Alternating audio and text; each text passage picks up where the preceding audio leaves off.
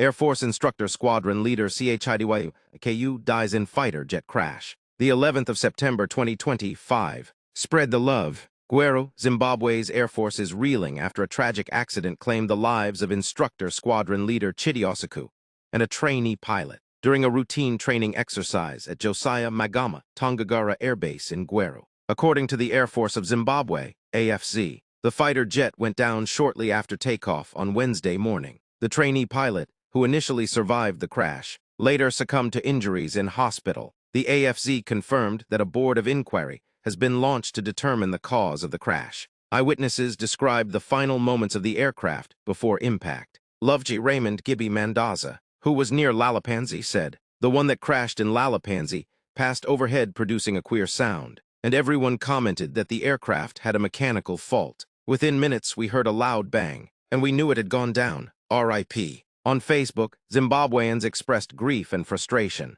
Malvern Mukuya wrote, "Those jets should be grounded." Ngadambasiana Nended, DZA Ian Smith. James Mendy added, "The Air Force must take a leaf from Chivio. He flies the latest planes on the market. He doesn't take chances." Quainel Ndilovu noted grimly, "Second deadly Air Force crash. Military experts say the tragedy has revived long-standing questions about the age and condition of Zimbabwe's military aircraft, some of which are believed to be decades old. Analysts warn that, without urgent fleet upgrades and proper maintenance, similar accidents could recur, undermining both morale and operational safety within the Air Force. The AFZ said funeral arrangements for squadron leader Chidyausiku and the trainee pilot will be announced after consultations with their families. For now, the nation mourns 2 servicemen who lost their lives in the line of duty, while demanding answers about the future safety of Zimbabwe's skies.